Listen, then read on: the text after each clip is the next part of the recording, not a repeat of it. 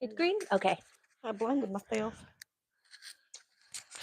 What up, people? We're going to talk about a trunk murderess. Well, she's going to talk about it, and you're going to get a reaction out of me, but what the beep?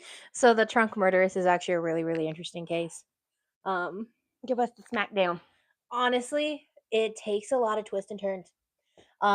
You this. don't know where it's going. And honestly, that's one of the reasons why it's my favorite. It's because you don't know where it's going. Okay. So, the trunk murderess, aka Winnie. Hi, Angela. Hi. Hey, Rated Frog. Welcome to the live. Gonna get good. So we're going to talk about the trunk murderess. For those of you who haven't heard, Buckle up. Her name was originally Winnie Ruth McKinnell, who was born in Oxford, Indiana in January. She was the daughter of a Methodist minister and his wife, Carrie. So she kind of had a rough childhood shortly after she was born. She got pneumonia immediately after her birth, and then she contracted tuberculosis. So, also tuberculosis sticks with you, so keep in mind that she has tuberculosis. Hence the nickname. No. No wonder she's so crabby. While there's not a lot known about her childhood, she states in letters that were written that she did have a happy childhood, that everyone really loved each other. This is later noted in her adult life with letters. She constantly stayed in contact with her family. She had a brother who was 19 months younger than her. Again, she claims that when they were growing up, they were very affectionate towards each other. They were very close with each other. She also said that her dad was one of the best men that she had ever known, and it was the same for her mom. So her family was like the best people she'd ever known. So tight-knit family, pretty much. Yeah. She was raised really religious, though. Oh. Okay. So she couldn't go to carnivals, sports events, movies, fairs, dances. See, that would suck. I'm sorry. I gotta stop right there. I can't. No. I mean, I went to church too, but I still went to freaking, well, some parties. I went to dances. Did I do carnivals? Probably not. We went to the state fair as a kid. And apparently it wasn't her parents who prevented her from going to this. It was because her dad was the minister. And they were like ultra religious. As a Methodist group, he had to lead by example. If she couldn't go, if she wasn't going, that was a sign that nobody else could go. So it was kind of like a lead by example. Let's sneak out. Well, she didn't, because she loved her family too much. I'd sneak out. So that meant that she kept on the outside of society, because she was essentially viewed as the weird kid. Because she didn't go to all of these things that all the other kids went to. Sounds like a common thing for me. Yes, for once I am resting on the street. Normally I'm standing over at the counter, so Rated Frog knows I'm getting to sit down and relax for once. Then we also got little Mikey phones. Can y'all hear us? Just let us know, like, if our mics go dead.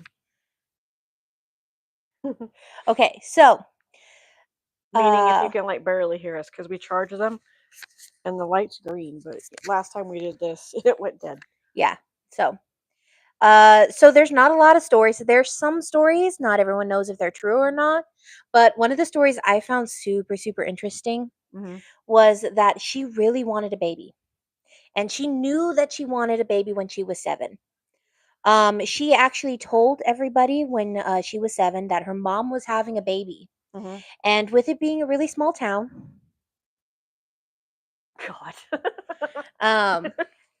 with it being a really small town, people came to congratulate the mom, right? Congratulations on the baby.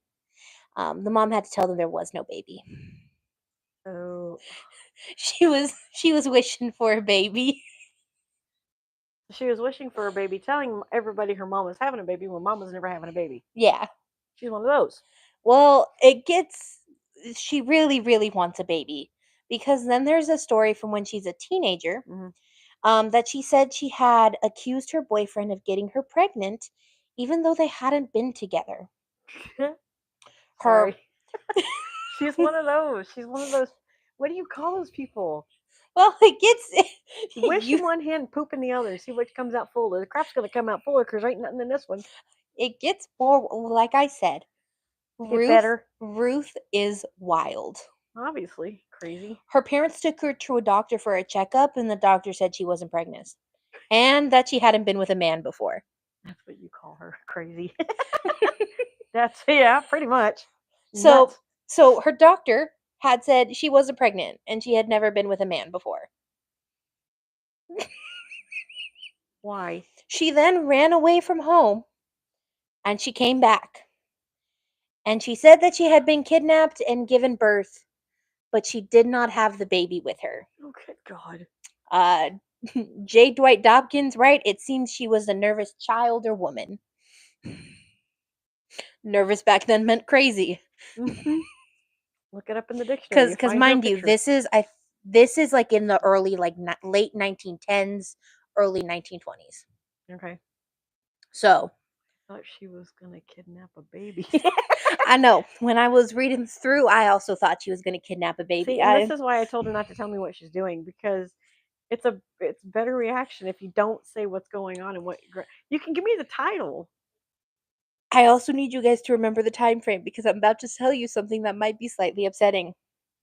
When she was 19, she married Dr. William C. Judd, a World War I veteran who was 20 years her senior. Jesus. There are a lot of accounts that she met him when she was 17. And they waited to get married until she was 19. Oh, so they did the legal thing of Waiting. Okay. Yeah, yeah. Like a whole They were year, married 2 in years. 1924. Jesus Christ. Normal back then. Yeah, Angela says. it was kind of normal back then. Now we would be like, that's a little weird because remember, 20 years her senior, that means he was 39 when they got married. Okay. Hello. Who's it? Oh, Rita. Hey, Whiskers. Oh, one of the cats go by and I missed it. Oh yeah, it was Totaru.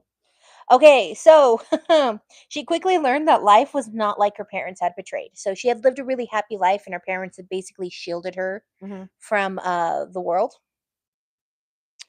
Dr. William Judd was actually addicted to morphine from an injury he had received during his service. Makes sense because he was in the military. And he kept it hidden from her until after they were married. Well, wouldn't you? That is true. She's already nuts. His addiction, well, he didn't know this. She had managed to balance herself out later in her years. I know, crazy. It's her. His addiction was so severe, he actually had difficulty finding work and keeping a job. Like, he could not be employed as a doctor because he was that heavily reliant on morphine. So they had to move a lot. That sucks. Yeah. His addiction was so severe, he had difficulty finding work and keeping a job. So shortly after their marriage, they packed up their stuff in Indiana and moved to Mexico. I was about to say something. They packed up the truck and moved to Beverly Hills. We'll get there. LA is involved in this story. Why does everybody go to LA to do stupid crap? Who said she did it in LA? Laugh out loud. Angela. Okay. So they moved to Mexico where he became a miner. So remember, he was a doctor, a medically trained doctor, and he became a miner. Miners need doctors too. He wasn't working as a doctor. He was working as a miner. Okay. So the couple in the early years seem really happy. Just like Tucson is where all the serial killers come from. Well, apparently.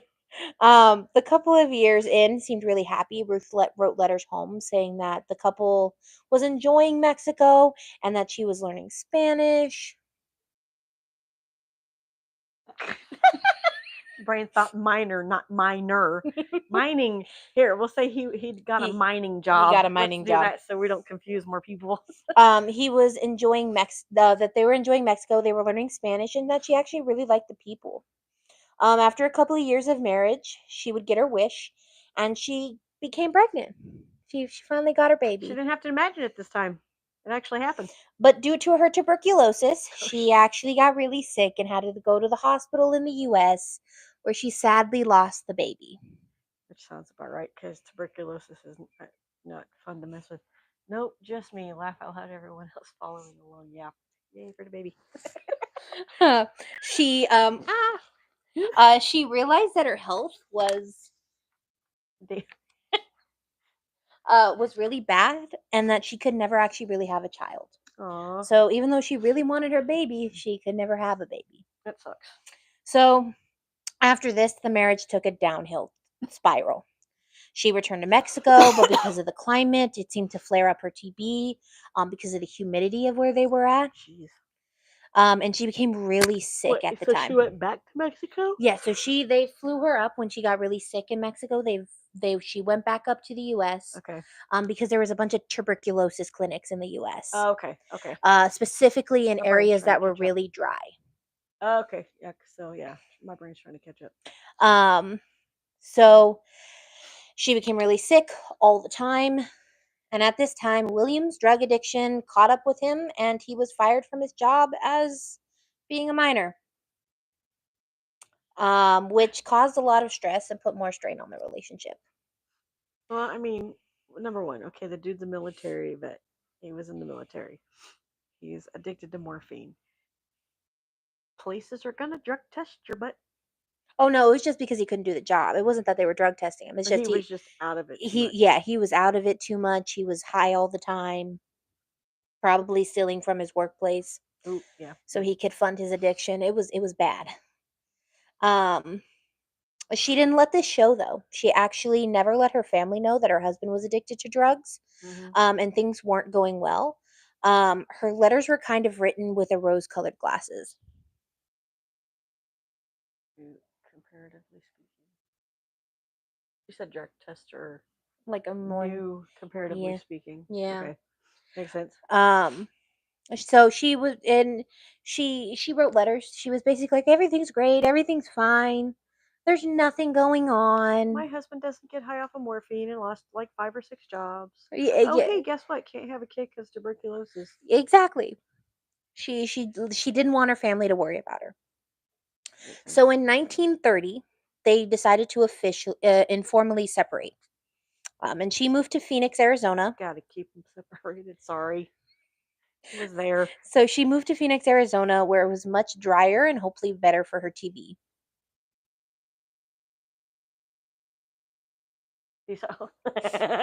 I like that. These aren't the droids you're looking for.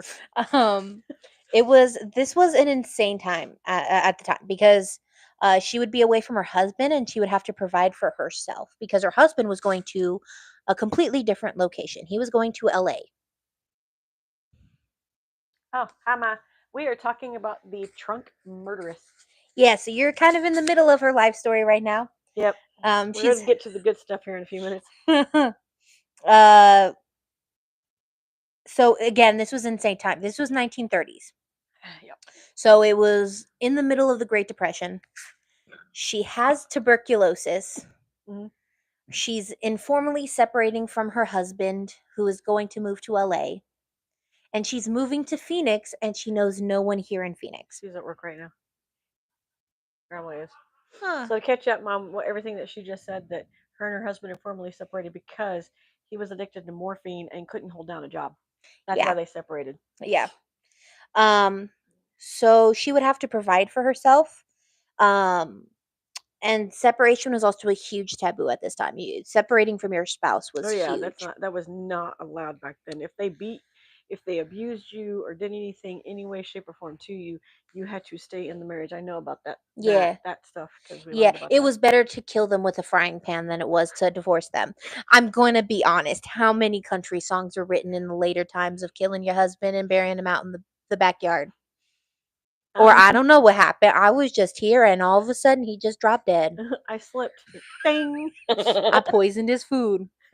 Well, hey now. I mean, there's also stories of that too. What's going on? Yeah. So she did find a job as a medical secretary at the Gruno Clinic. What's the Gurno Clinic? It is a hospital that was in Phoenix, Arizona at the time. Oh, okay. She lied to get her job. No, that's She nice. told her future boss she knew how to type and that she had done it before. Because remember, to be a typewriter, you had to take classes and be Do so many words a minute. yeah, you had to be skilled at it. I can do 26. Huh. Yeah. I think I could do 16. I'm terrible at it. They found out it was a lie really early on. Did she get fired? No, her boss liked her so much and thought that she was a good person, they kept her. Well, that was nice of them. Yeah. She didn't do a lot. She didn't do a lot in the beginning. She gradually grew into her job. She worked 6 days a week, Jeez. and I think it was like 7-hour shifts. Good. Okay. Well, okay. And then after paying her bills, she would send any extra money to her husband in California as he looked for a job there. Well, that was nice of her, even though they're not together and he's jobless.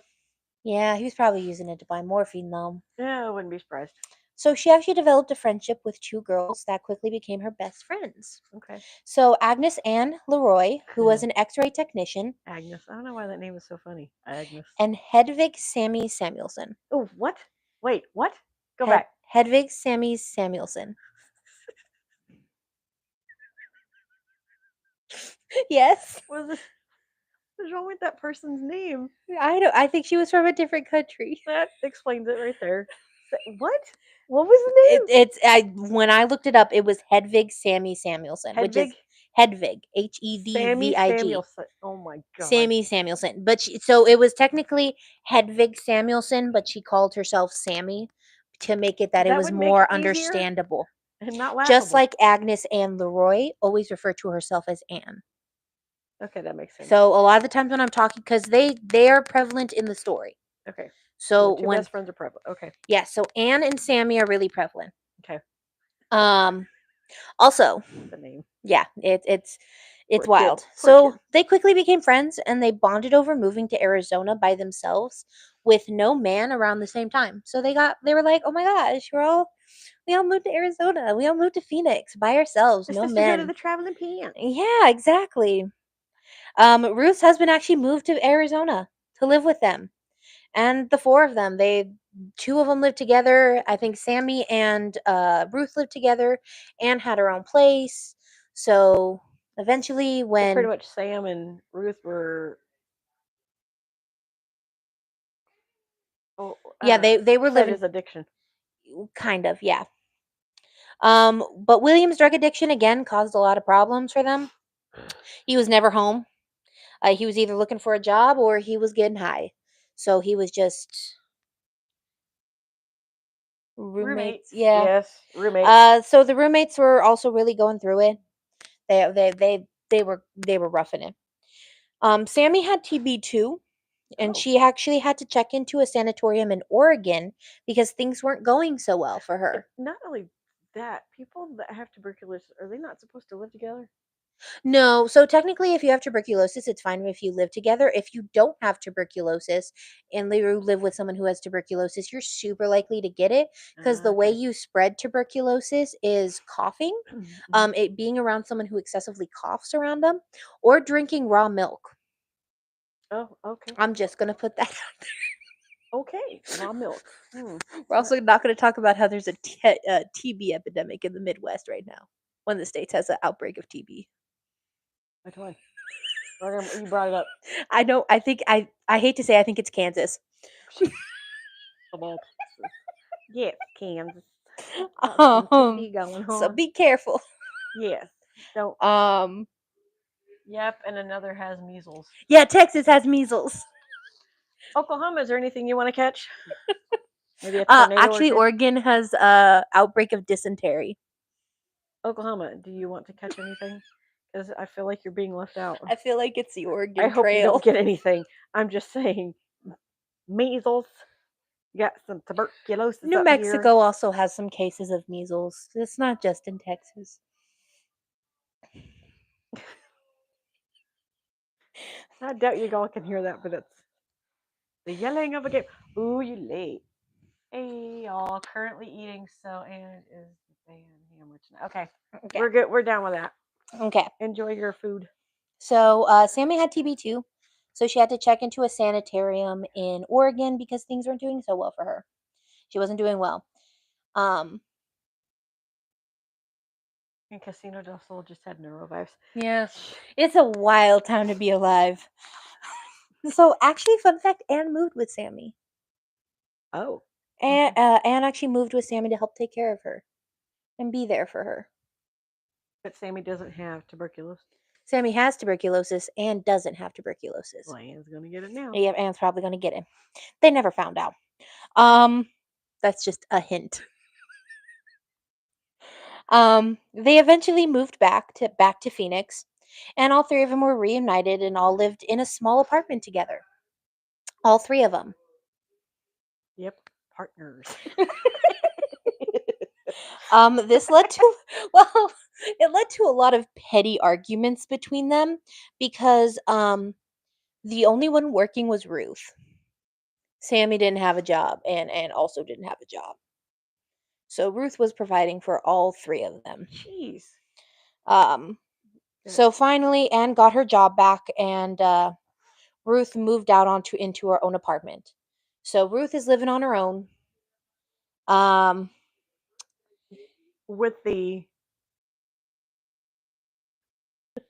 With her husband, right?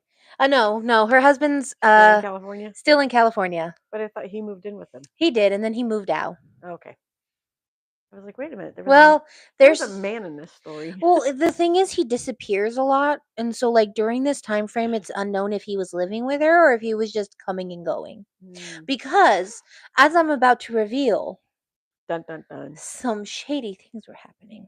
A And big also my reveal. favorite quote. Do you remember the quote I told you that was my favorite quote No, last week? totally forgot it because I slept since then. This is going to be stuck in your head for the next week. So they continued their friendship and actually grew stronger because they were no longer living together, as they tend to do. Well, the two of them, Anne, Ruth, Sammy, would throw parties where businessmen, both married and unmarried, came. Okay. These were not normal parties. They were Okay. parties if you wanted to sleep with people. Ooh, that's swingers. Kind of. Kind of. It was kind of like and it comes Have a from sleepover. my favorite quote. John Deere Dre said in a news article. Scandalous. Leave your keys in the bowl. John Deere said, and this was written in a news article, Hanky was the name and Pinky was the game. I'm sorry, I can't get that quote out of my You should head. make t-shirts. Pinky was the name, Pinky was the game. Just like Hickey from Kanicki's like a Hallmark card. So I guess one of the most well-known businessmen during Mhm. this time in Phoenix was a man named Happy Jack Holloran. Happy Jack. Yeah, he was in his 40s and he lavished all three of the girls with gifts. He was also married and had 3 kids. What up, Pinky? Angela's gonna tell me that tomorrow. I'm like, nothing spanky. So he had 3 kids. He was married. Okay. And he lavished the girls with gifts. But that didn't stop him from partying with the girls, his children, and his wife. Oh, okay. So Ruth actually met Happy Jack while the girls were in Oregon, and they had been having an affair the whole entire time. Oh, okay. It was said she told him, I want to get pregnant by you, and he responded, with you, you are the only thing I want and adore.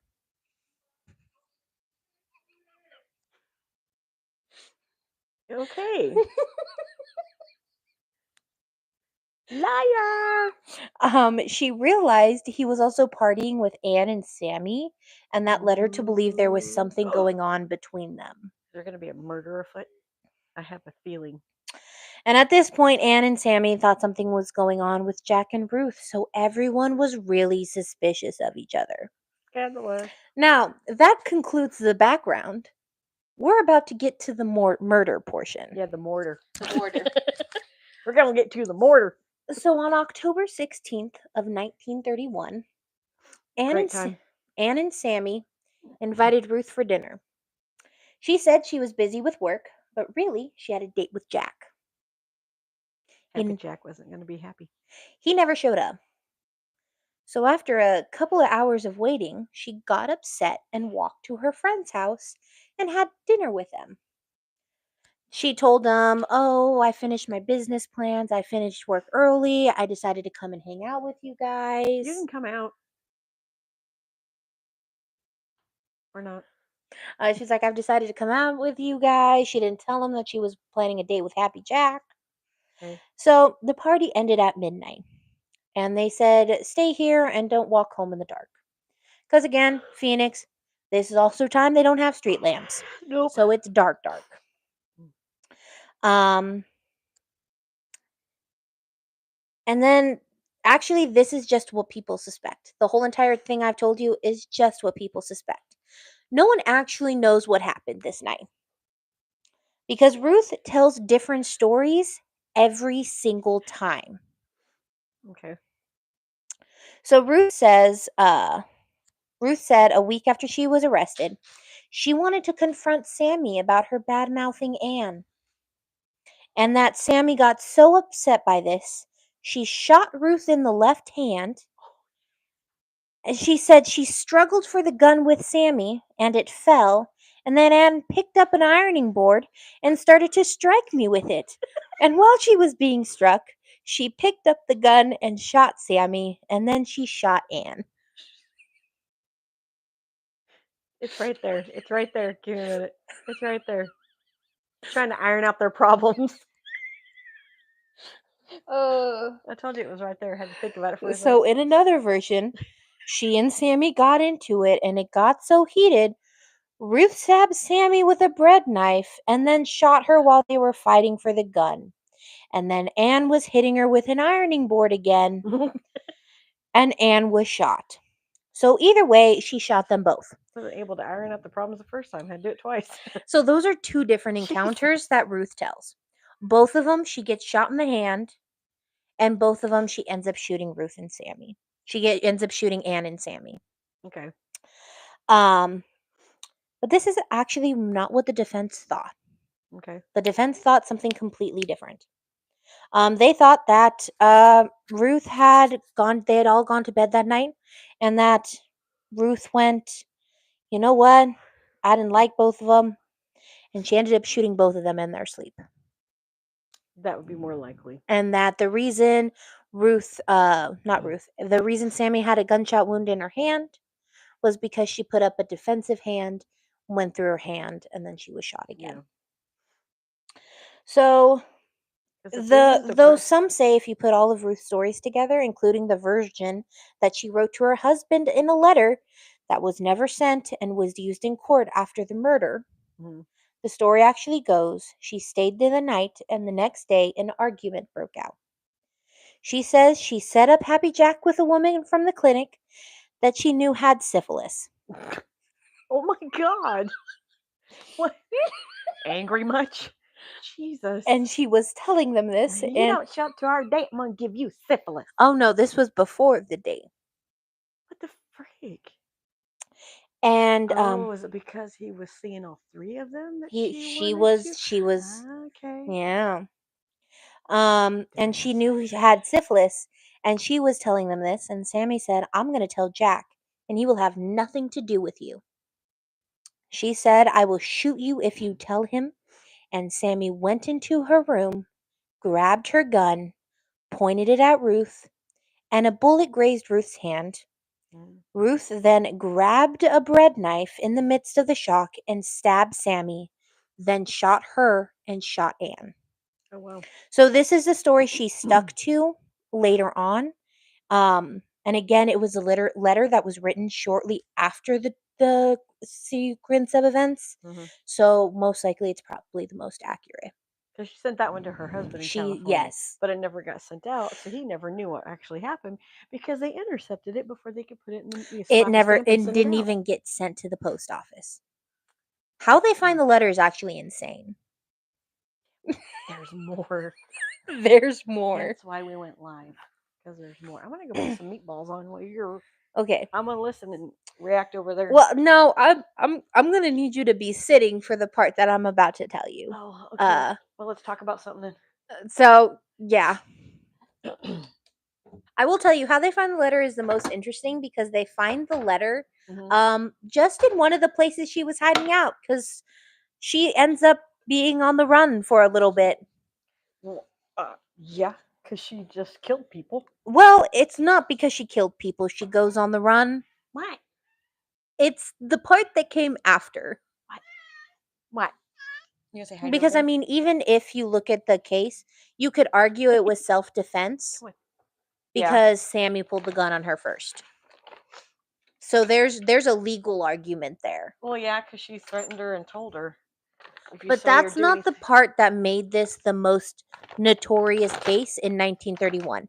At the time this case happened, everyone was writing about it. It was written about in New York. It was written about in New York. It was all over the country. It was the most sensational crime of the time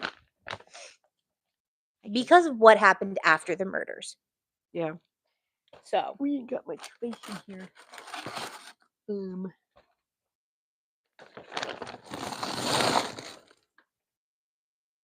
coming. What? What? What? Say hi. she's talking to the cats. There's Mulan. She's in here under my feet. La la la la la la la la. So how's everybody's day going while I'm trying to start dinner? At least get it going.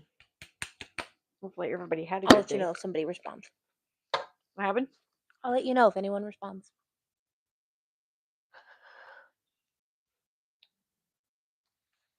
Don't you look I've cute. just been cleaning and doing homework. I did all 4 classes homework today in a row. I almost cried. And I have a new position now, even though it's not a position. And I'm talking about at work. Oh yeah, the Action Alley locator. Angela said work then Fortnite. What? Work then Fortnite. Angela said that. Oh yeah, she And usually. pancakes for dinner. Oh, I like I hate pancakes. Yeah. I'll say I like pancakes, but I don't. I don't know if you heard that. Michelle says she doesn't like pancakes. They were gross. I used to eat them a lot as a kid. I love pancakes. I don't. Actually, you know what? I like waffles. I like making waffles from scratch though. Waffles. Angela said, and they don't like you. God. What did I do to you? Somebody peed in Angela's post toasties. Angela said she likes French toast better. Yes. French toast Hi, is Mo. good. Yeah. What's a hi? Yeah. What's a hi? Good girl. Probably hear that. You say hi? Huh? Oh, it ain't the right size, but it'll work. Ow. Okay, I'm back. Okay. You got the meat balls on. Okay. So we're actually I'm gonna take a drink because Is this this one is of those gonna be wild. one of those things that take a drink when she says a certain word? I Murder? wish. This would be a very entertaining. Take a drink every time you're taken aback by something. Mm-hmm. Take a drink by every time you're taken aback by something. That's what we're gonna do today. We'd be very gone. Yes, we would. You're about to be really, really And I have to gone. be at work at 7. So I'll sleep good. I labeled this section the trunks. Okay, and she means cars, not shorts. No, I mean trunks as in the old luggage trunks. Oh, the nice trunks that are Yeah, gonna be so nice you anymore. might not think they're nice again. I'm gonna kind of second guess and look at them now. So after the murders, Ruth put the girls in their beds. What? Dinner is done. Oh, dinner is done in back. Car trunks weren't very big. No, they weren't. No, but luggage trunks were, and we'll find out how big they were. Got you So into after you called it. Oh shit.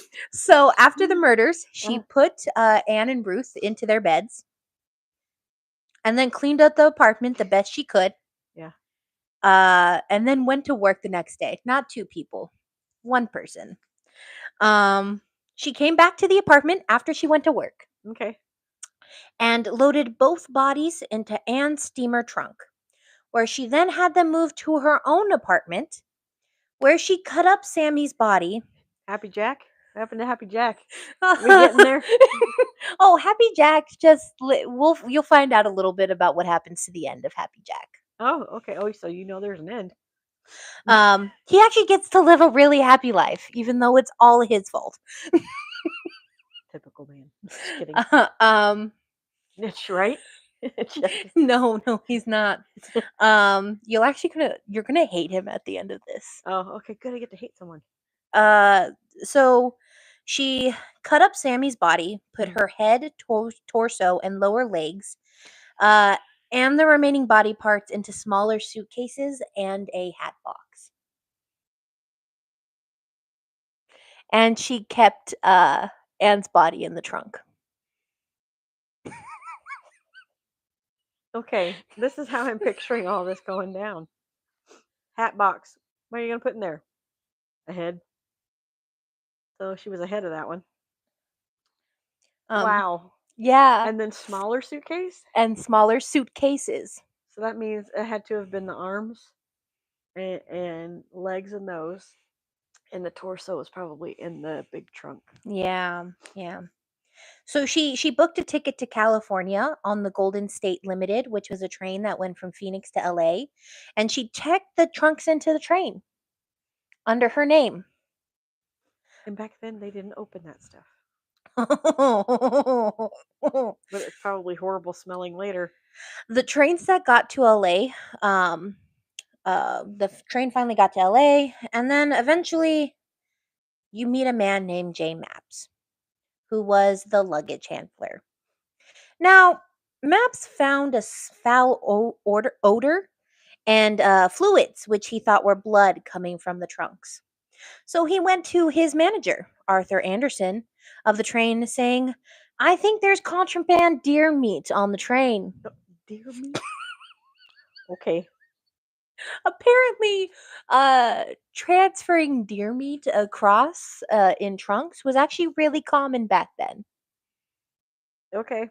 You're gonna Yeah. be surprised when it's not deer jerky. Yeah. So they waited for Ruth to get off and asked her to open it up. And she said she didn't have a key and that her husband had the key. And she would call him and he would bring the key. But when she called, he didn't answer. So she would have to go find him downtown. So they let her call her husband. And he didn't answer. So she goes, "Oh, he didn't answer. I'm going to have to go find him in downtown LA." And they said, "Okay, you can go find him." To And never so return. And so she walks off into a giant group. And then she essentially jumped into a car with her brother because her brother lived in California at the time. Huh. And the supervisor, shaken by her actions, called the LAPD and they came. Open up the door. This is the Los Angeles Police Department. Officers work. Open up the damn door. Don't make me break it down. You're getting loud. And they came and they forced the trunks open where they found the bodies and purses in the trunks. I mean, don't open it. And it smelled so wonderful. Yeah. And so that made it that the bodies were actually easily identifiable. Papa, tell me no. No one home but us chickens. So yeah, so the bodies were easily identified because she put their purses in there. Oh yeah, let's do that because you know what? We're a smart one. Well, she also put the knife that she stabbed Sammy with, and the shell casings from the gun, and everything was covered in bloody fingerprints. This is back then, they didn't have a national thing, but they could match fingerprints. So if they would take fingerprints and be like, "Oh, here's a fingerprint, we're going to match it." So there was a bunch of bloody fingerprints all over the trunk, and they went, "Oh, we'll just match it to the killer." My trunk, my lovely lady trunk. Check it out. Check it out. Checking it out. So somebody was super smart. Yeah. Somebody actually got the license plate of the car when she was driving away. Oh yeah. Well, that would make sense. Yeah. So the next day, the police brought her brother in. Her brother said, "I don't know what's going on. I just picked her up." He said that he wanted to pick up her trunks, and he said that she wanted him to pick up her trunks and throw them in the ocean, which he was surprised and confused about.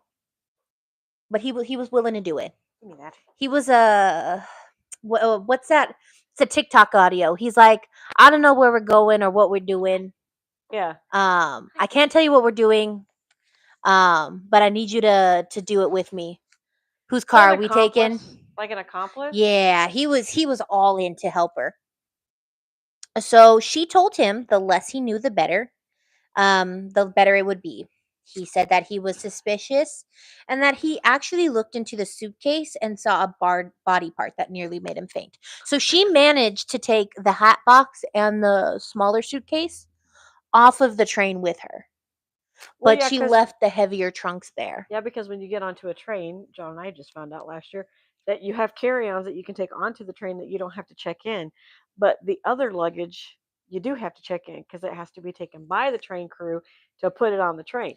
So she took the suitcase and the hat box with her and had body parts with her, and she told her brother to throw them in the ocean. I actually think he did throw them into the ocean after he saw it. I know Disneyland has a Hatbox Ghost.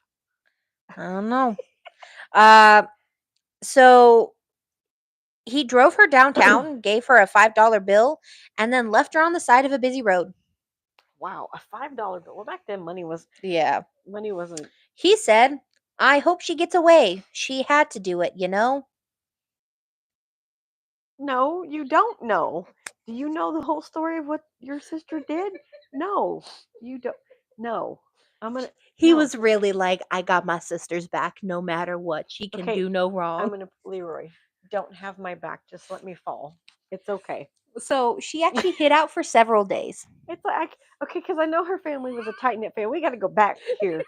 Her family is a tight knit family. Understandable. I'm sorry. I will not have my siblings' backs if they do shit like that. I love you. Her brother was not the only one who said that she did what she had to. Her mom No. actually said that on the stand when she was at court. No, you're no. There's no. I'm sorry. You don't do what you have to do. Back then, okay, whatever. But no, nope, nope. Mm-hmm. Sorry, nope is gonna no. My So answer is no. Ruth actually hid out for several days. She actually says that she walked into a hospital and fell asleep on a bed for 4 days. I'd be saying put her in the crazy house. That was she's. It doesn't make any why.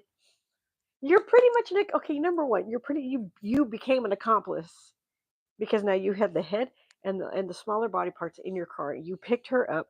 You have that, and then you throw it in the ocean. Oh, in the open. Well, you're in the open by the ocean.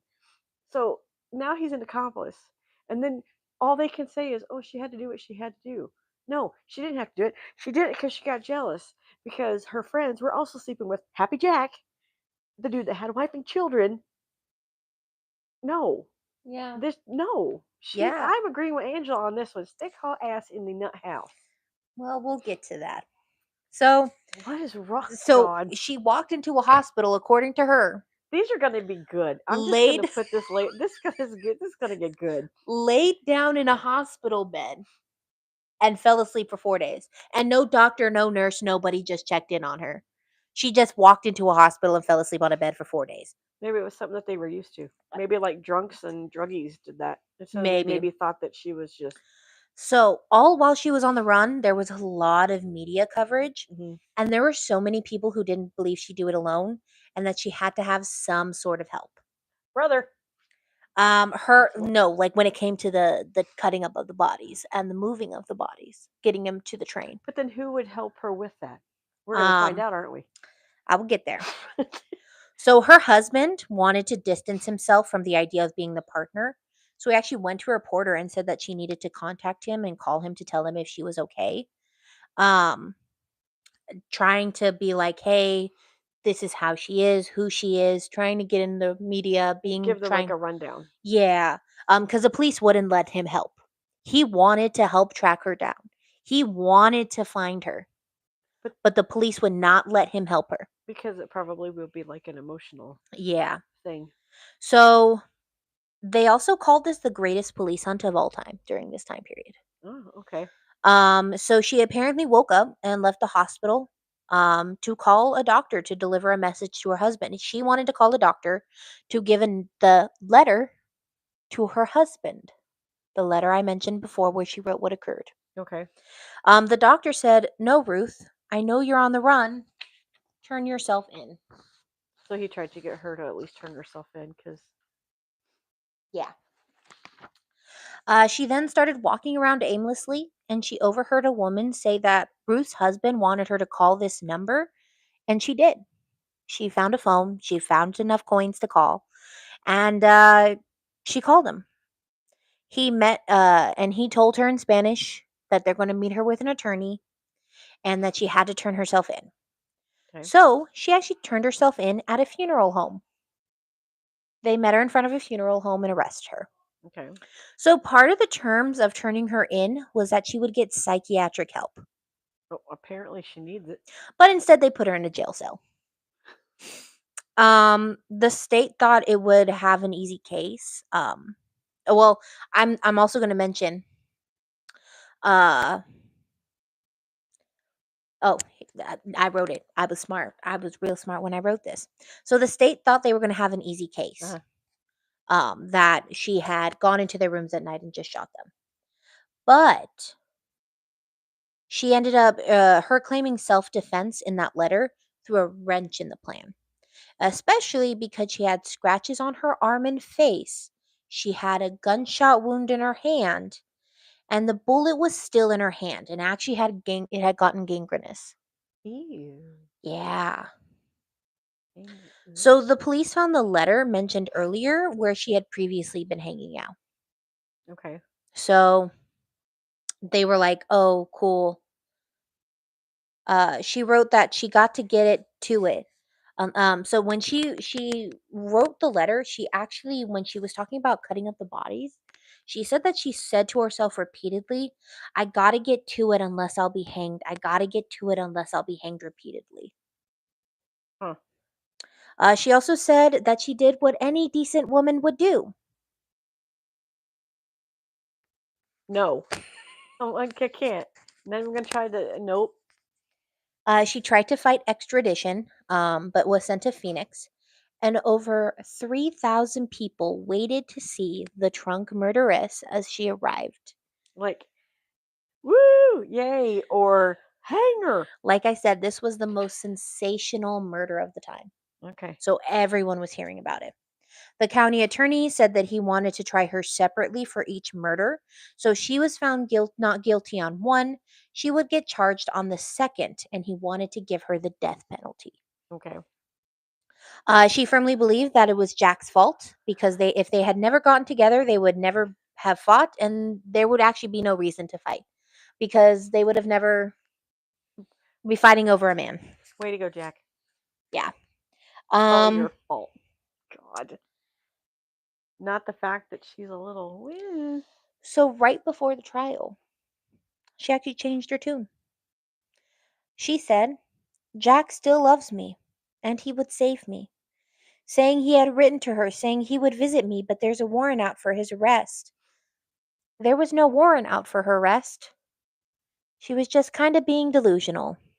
Oh, so she went back to the He was manipulating her. dreaming it. Okay. He was saying, "I still love you. I can't go be with you." He was trying to make it that The psycho. she essentially, yeah.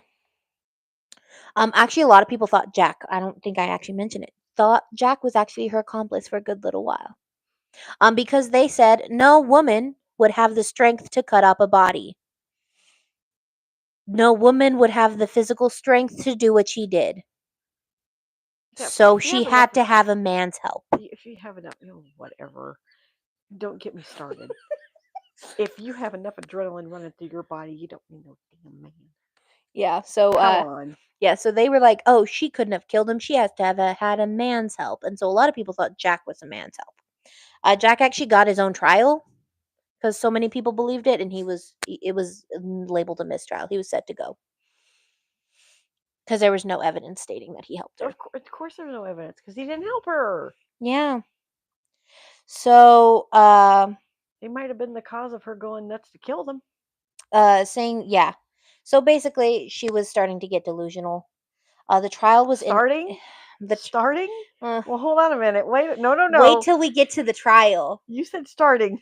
Yeah. In the beginning, she was kind of getting there already. When I say she goes crazy. That's so she goes more. Yes, it gets wild. This is the court case. So the trial was interesting. The prosecution said she was trying to keep her affair secret, killed the women in their sleep. And this was actually supported by the neighbors and the letter Dr. The Cat wife had to have known that she was having her husband was having an affair. maybe. The neighbors of them said that they saw the lights go off at 10. They heard 2 loud gunshots at midnight and the lights were still off, so they were like, "Oh, It took her 2 hours.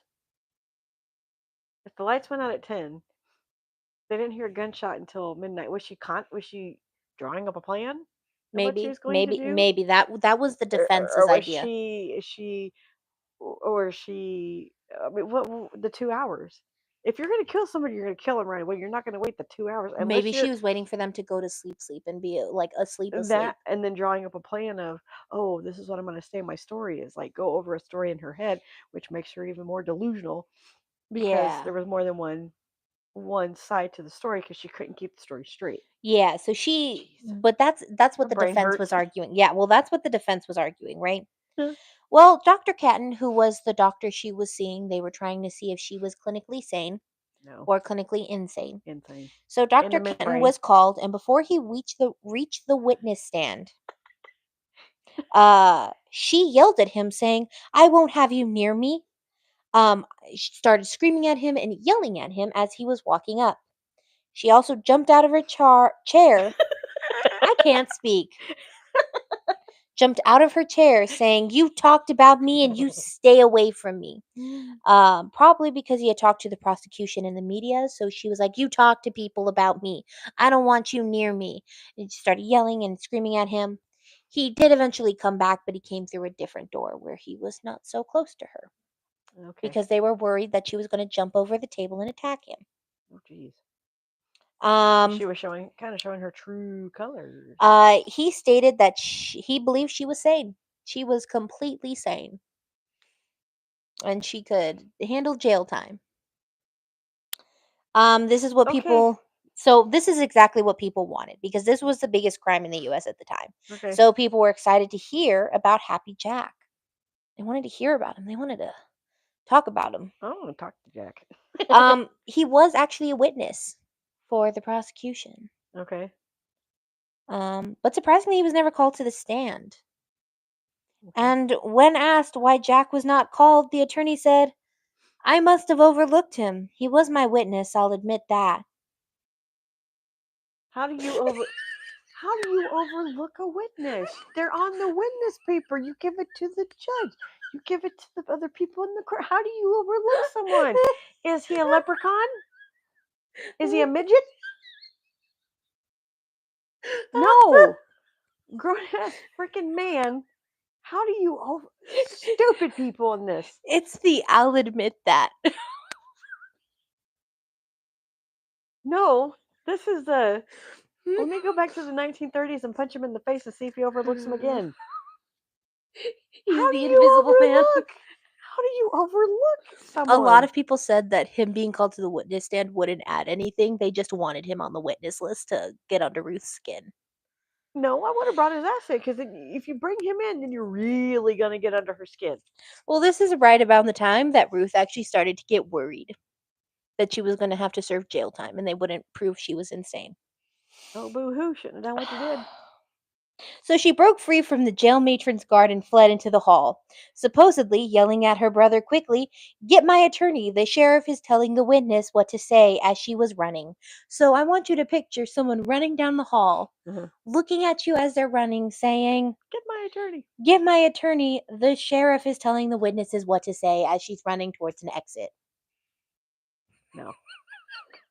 She gets a big fat no. She was captured and was brought back to the courtroom. Nothing happened to her.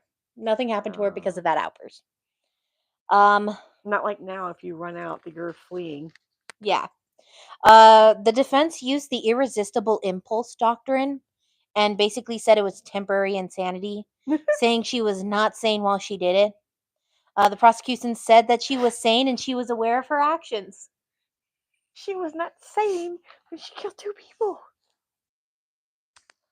She was not hurt. My God. Well, I want you to picture you're in a jury box. Okay. You've watched all of this happen, right? Okay. Mm-hmm. Prosecution gives their defense. She's completely sane. She knows what she did. She killed these women in cold blood. Yeah, thank you. Hello. The defense holds you hostage. I'm going to say holds you hostage for 6 hours as he gives his closing speech. His closing speech was 6 hours saying she was not sane. Okay.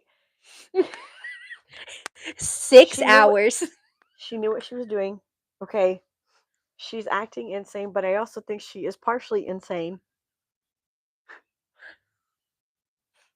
He's insane for holding him for 6 hours. His closing was 6 hours long. No, dude, I'd be falling asleep. I need a nap. 6 hours is insane. Exactly. It's not sane. Oops. You see this one? Oh, okay. So, yeah, that's stupid. The 6 jury hours? found her guilty of first-degree murder. Okay, good. Which is a little confusing because first-degree murder means that you have to show like intent. Like everything has to be pre-planned out. He drank the Kool-Aid. Obviously. That everything had to be really pre-planned out. I think in Arizona back then it was a little different. But then that would be considered a oh my lord, you passed it off on me. Yes, I did. Premeditated murder. Yeah, premeditated. That she had gone specifically to them to kill them. That's essentially what first-degree murder is. She pretty much did. She went to them when they'd be sleeping. Took her 2 hours. Well, that's what it. Well, again, we don't actually know what happened because it could have been that Sammy pulled a gun on her and it was all self-defense because there were scratches on her. Well, yeah, scratches, and the bullet in her hand. And then Sammy or whoever put their hand out has a defense. Sammy has the defense wound, and so does Ruth. Ruth had the bullet in her hand that had become gangrenous. So it was a little bit of a who done what where. Exactly. Nobody knows. The only person who knows is Ruth, and she's not really a reliable source. No, I wouldn't believe her. So when they found her guilty of first-degree murder, Ruth showed no emotions during the announcement other than opening and closing the bandage that was on her hand. Oh, okay. They filed an appeal and they lost. I think in Arizona it's an automatic appeal because in Arizona her sentence was the death penalty. So in Arizona the death penalty I think grants you an automatic appeal. So she was actually found mentally ill 72 hours before her death. So before they were going to put her under and kill her for the death penalty, they found her insane. She then went to the Arizona State Hospital, where if she was eventually found sane, they would fulfill the death penalty. Okay, so it took these people. Okay. I'm just gonna it. It's gonna get a little bit bumpy. Put on your seatbelt. For the next 12 years. You know when you start saying it's gonna get a little bumpy, I want to buy a helmet and put it on. For the next 12 years, she escaped 6 times. And every time she was found and returned. She didn't do a good enough freaking job. Houdini can escape faster, quicker, and be apparently gone. On some of them she had outside help. She had inside help. She got people who gave her keys. Jeez, the auto appeal. Oh, so they just appealed it. Okay, so they decided to appeal it. Nice, good to know. So after 20 years in the hospital, she asked to change her sentence to life in prison instead of the death penalty, and it was approved. Okay, I mean, at this point, she's been in prison for a little bit. It happened in 1931. It's now 1951. The sensation has died off. Not everyone is as angry as it. Some people may not get over it that. Now we're going to get to the fun part. In 1962, Yeah. she made her 7th escape from the Arizona State Hospital, where she went to California and worked as a live-in maid under the name Marianne Kane. Okay. After 6 years, she was found and brought back to Arizona. Hey, I mean, this time she was away longer. Well, in 1969, she was granted parole and promised to fade into existence. She actually went back to work as a live-in maid for the couple she worked with previously. And that'd be baffling if you knew they came and got her, and if you found out her history, but then you bring her back into your home. Her story's not done yet. Oh God. The husband of the couple she worked for passed away. Oh, okay. And so Ruth sued the wife for 4.8 million. Angela. 4.8 million in 1982, Okay. saying she was kept as an indentured servant for 11 years and was never paid for her work. Oh, shoot. Okay. I mean, smart on her part. The court agreed with her Jeez. Okay. and gave her a settlement of 225,500.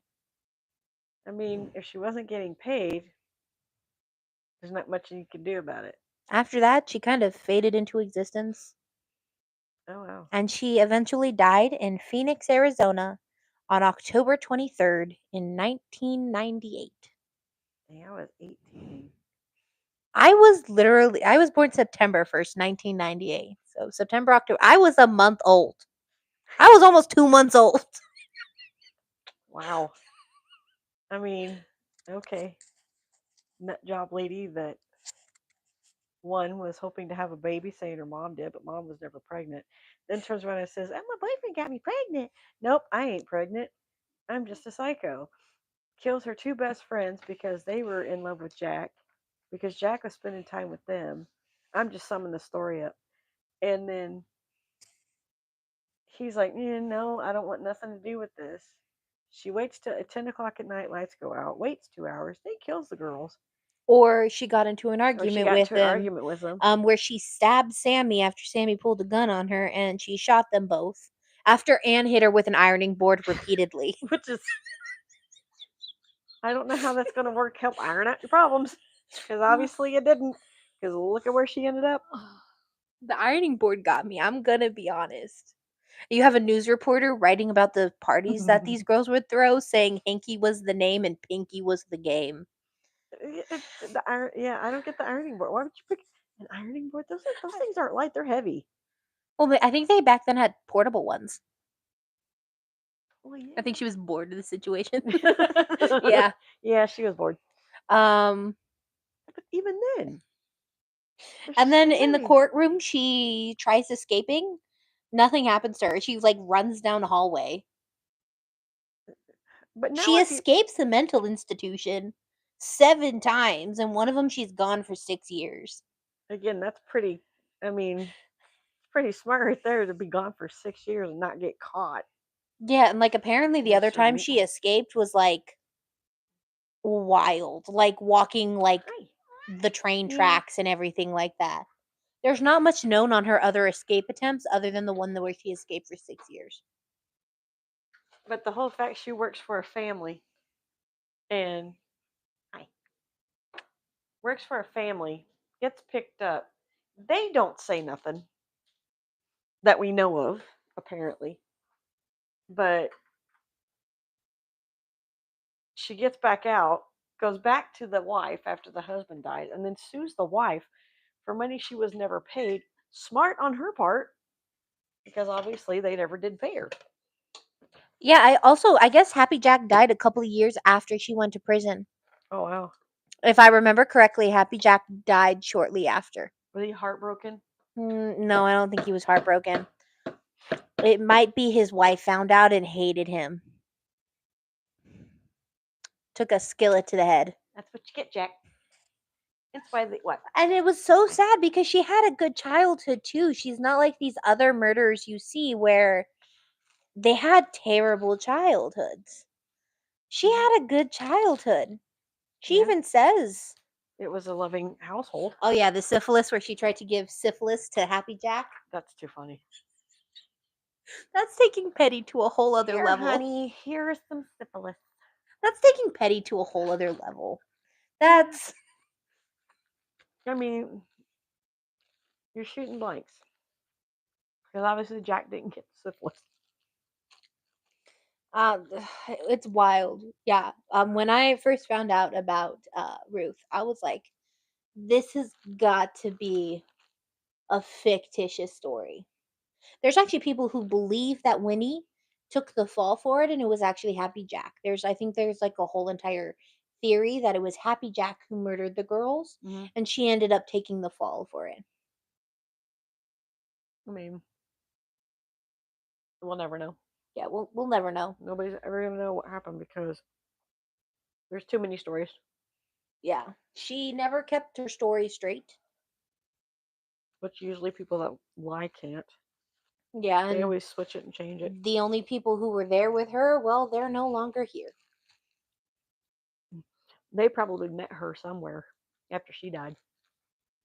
Yeah, probably. They were probably real happy with her. Mm-hmm. Yeah. Because, yeah. But yeah, no, that is the story of Winnie Ruth Judd, The trunk murderess. the trunk murderess. She was actually given that title by the media. Kind of wonder if you're gonna find a story that's gonna top that one.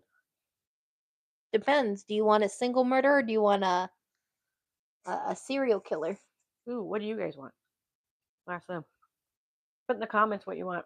Because I can do a kidnapping case that was like insane. Can do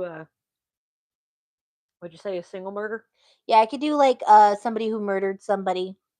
Just a wild case like that. Thomas says cereal. A serial killer. Come on, Rated Frog. Angela says cereal. Okay. What about you, Rated Frog? I don't even know how many people are watching. I think one person's watching and Rated Frog is doing something. I think. Well, you guys tell us what you want in the comments, and we will. Yeah. Or what I can do is I can do a poll, so I can let her know as soon as possible. I'll put it on Facebook for people that I work with and are on Facebook. Yeah, let me know because if it is a serial killer, I do have a serial killer in mind. A serial killer that was based in Louisiana. A serial killer. I'm a bayou killer. Serial killer that killed men. He killed men. I'm gonna call him the bayou killer. He was not referred to as a bayou killer. He was referred to, I think he was referred to as he was referred to as a slasher. Yeah, he's a bayou slasher. Yeah. We're gonna call him a bayou slasher. Fun fact, he killed for years and the police never connected the dots. He killed during Katrina. Hoodoo. Oh, okay. She didn't tell me about this one, but she hinted. John also mentioned him, and that's why he's on my head right now. I could either do that, or I could do a really, really long one of Ed Gwynn, if you really want a long, long one. Because Gwynn is one of those where it never gets old. So here's what I'll do. I will do a poll on YouTube. I will do a poll on Facebook. And you text me the names, and I will post them and see what everybody goes for. Oh, he's fun. Oh yes, Gwynn is so fun. And so that way we can.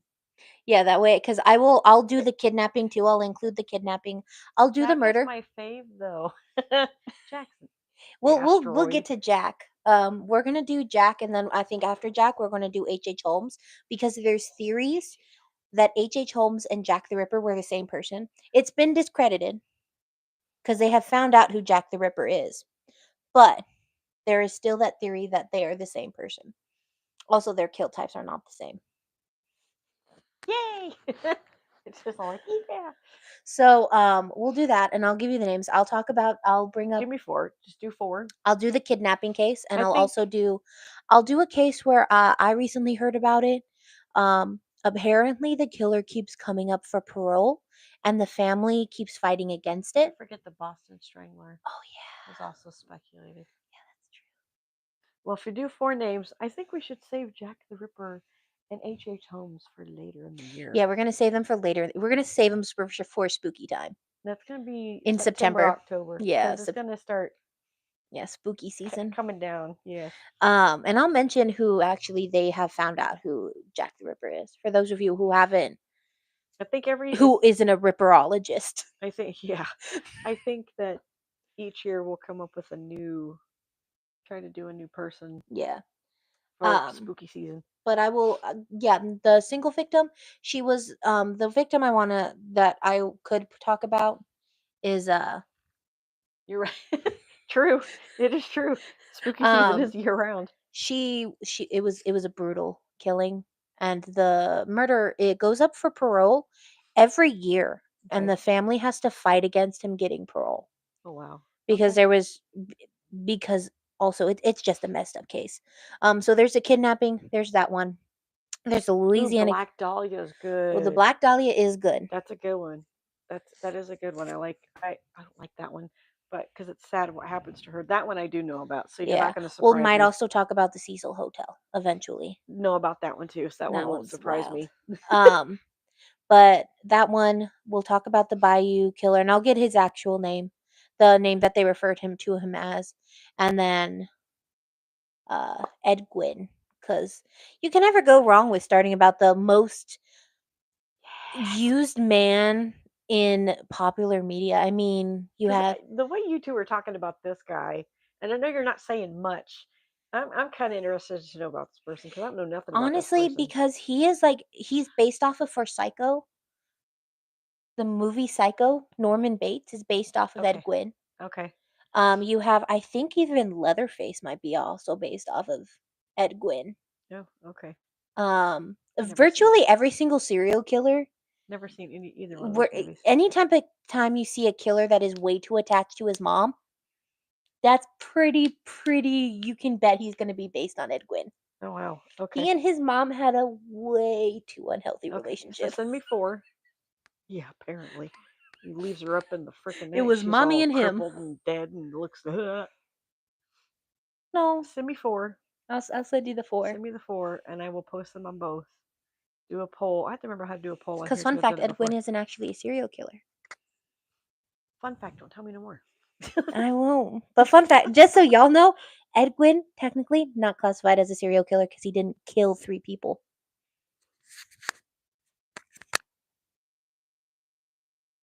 Okay. Yeah, because that's the classification. You have to kill 3 people the exact same way. Oh, that's nice. Yeah. Just kill 1. Oh, it was nothing. You have to kill 3 to become something. That's really beeped up. Yep. So. I mean, you could have a spree killing. Copycat.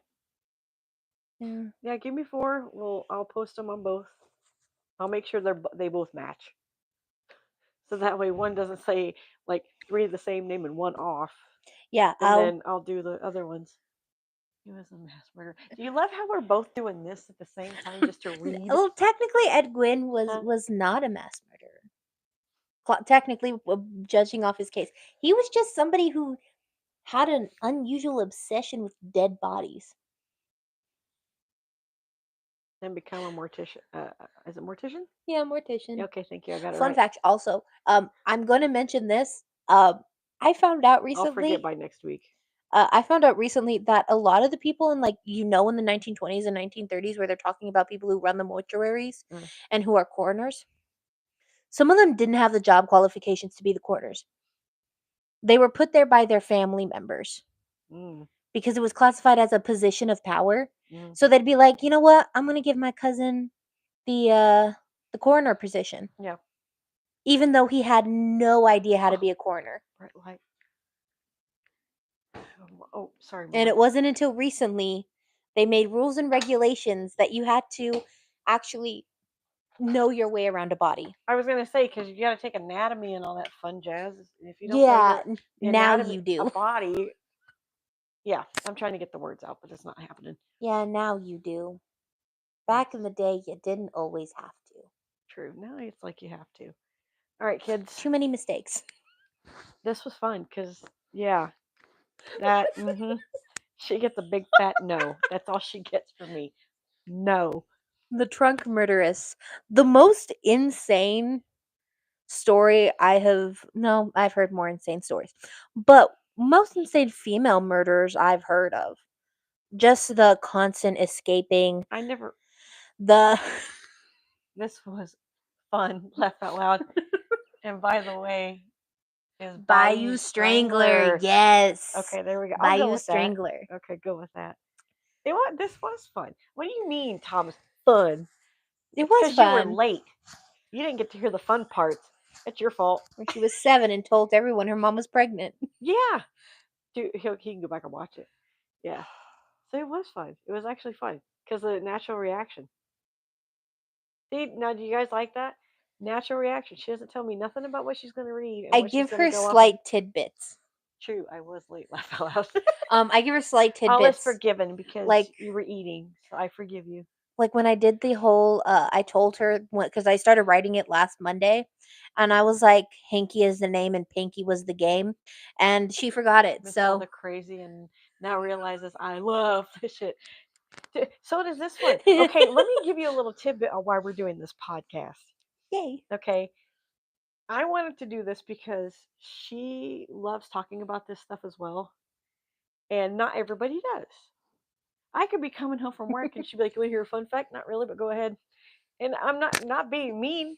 I'm like, I just had a hard. I don't want to hear nothing, but I'm like, go ahead. I let her get it out. I let her get it out of her system. This is why we're doing this podcast. Do you love this? Just the fact that we have to scoot closer. Yeah. Aw, you two are so cute. Makes me want to puke. Um, I'm kidding. Not. No. But I wanted to do this podcast because it helps her get out the things that she likes. You guys always hear me talking about Disney this, Disney that, which we will talk about Disney. I'm going to give you a heads up in July because it's coming up to the 70th anniversary. Um, the Walt Disney Company has been around for 100 years. Okay. Disneyland has been around for 70. So we will get to that. You too, stop. I'm going to do the throw up emojis on here. You keep going like that. I'm kidding. Love is cute. And see, that's the thing. I don't know a lot about Disney. And so when she does hers, I'll be doing my natural reactions. There's a lot. There's a lot that people don't know that have happened, but we will get to that because I got a lot of research to do, and I can probably start mine now just to find research. But this is her outlet.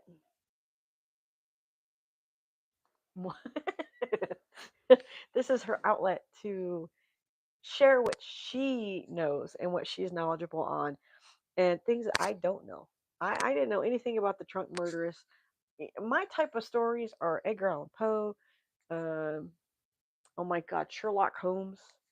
Mary Shelley's Frankenstein, Dracula. Oh, I love Dracula. That might be a story we go into too. Um, my morbid stuff that I like. It's very interesting. Keep it up. Do the Disney ghost stories. Ooh, good. I'm gonna keep that in thought. Okay. I Disney can ghost also stories. talk about if something you guys are interested in is the idea of folk saints because there's like a couple of them that are so cute and adorable. Like there's called so his name is Perro Negro, the black dog. Okay. He's classified as a folk saint. He's actually classified as a folk saint to protector of protesters. Oh, okay. So we could throw that in there. We can Yeah, book it in I there. could talk about any folk saint because I. But if you guys pick anything that's going to take her a while, she's gonna have to let me know because we're gonna have to do part 1, part 2, part 3, and hopefully that's where it Because stops. if we do Ed Gwyn, it is going to be probably a 2-parter, maybe even a 3-parter. Okay, so see that way, if we happen to pick that one and that one does get picked, we'll be like, okay, this is part 1, this is part 2, because our max is 2 hours, and I think we're fixing to hit our 2 hours. Stay away from La Llorona. I won't watch Laugh Out Loud. Just kidding. Yeah, no, I won't talk about her. No, I grew up with her. I ain't talking about her. Yeah, I'm with her on that.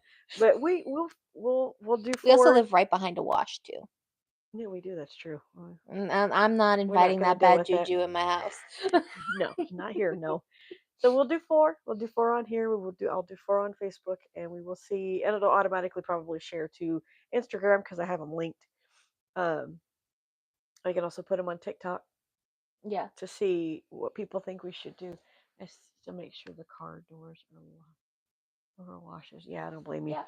And we'll do that. I'm kind of interested also in the Bayou Strangler. Also, because just I don't know. I mean, his name Bayou Strangler. Well, why the hell you call him Bayou Strangler? Then you got the one you were just talking about. I'm interested in two, in either one of those. But we'll see. Whoever gets the most votes, we'll put it that way. Yeah. Do the poll. Whoever gets the most votes, we will go from there, and we will see who we do. Then we will announce. I can come on here. So now I have Sundays and Wednesdays off.